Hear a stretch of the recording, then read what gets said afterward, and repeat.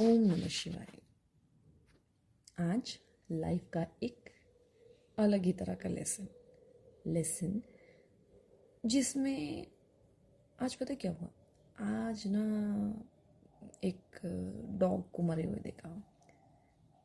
लोग उसके आसपास से गुजर रहे थे और किसी ने अपना मुंह इधर किया, किसी ने नाक बंद करी और चुपचाप निकल गए। उस एक पल में वो जितना भी आप समझिए कि टाइम मैं वहाँ पर थी, I have noticed one thing, और ये बहुत इम्पॉर्टेंट चीज़ है हम सबके लिए समझने के लिए। जिस भी इंसान को ये लगता है ना, स्पेशली ये ह्यूमंस पर मैं आपको बोलूँगी कि because when you come to these voiceless और टू द एनिमल्स ना, I don't know how much this thing will apply on them, how much they communicate with each other and ये जो है ना हमारे यहाँ जो एक शब्द है जेलिसी, वो कितना है एनिमल्स में, I have no clue about it. ठीक है, though they have anger issues. I have a dog at my home and I have seen that he has anger issues, but that is a different concern. Anyhow, I was telling you कि the humans जिनको लगता है कि जी they belong to humanism only, और मतलब भगवान ने अगर उनको इंसान बनाया है तो वो जो है इंसान, आप कहते हैं ना, हम कहते हैं कि जी ये जो जर्नी है आप इसमें इस बार अगर आपकी सोल जो है इस बार इंसानी रूप में आई है तो नेक्स्ट टाइम हो सकता है आप किसी जानवर के रूप में आओ, हो सकता है आप किसी पक्षी के रूप में आओ।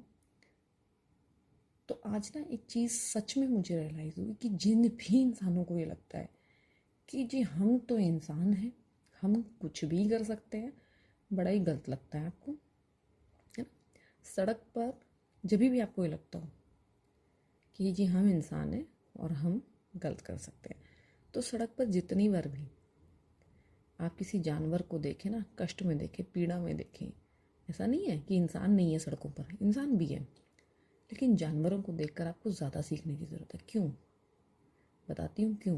क्योंकि इंसान फिर अपना दर्द कह पाता है। इंसान है जिनकी बहुत बहुत बुरी हालत है, लेकिन उस बात पर भी हम यहाँ आते हैं, जानवर को जब आप देखें ना बुरी से बुरी हालत में होते हैं ना, गायों को देखे डस्टबिन के डब्बे में से कूड़ा निकाल कर खा रही हैं, मोरल रिस्पॉन्सिबिलिटी भी बनती, बट किसी और दिन बात करेंगे इस पर। Dogs, I saw a dog, मतलब he was literally eating the cow dung. Imagine how much he was hungry. ठीक है, तो भूख, तड़प, डर, अपनों से बिछड़ना, बहुत सारी चीज़ें हैं जो सड़क पर रहने वाला बेजुबान जानवर झेल रहा होता है। लेकिन कहीं ना कहीं ये उनके कर्मों का फल है जिस रूप में आकर वो भुगत रहे हैं। ध्यान रखिएगा, क्योंकि गाय एक वो भी है जो किसी के घर पर है, और क्या उसकी सेवा हो रही है, क्या उसे लाड़ दुलार मिल रहा है। डॉग एक ऐसा भी है जो घर पर रह रहा है, और क्या उसके ठाट हैं।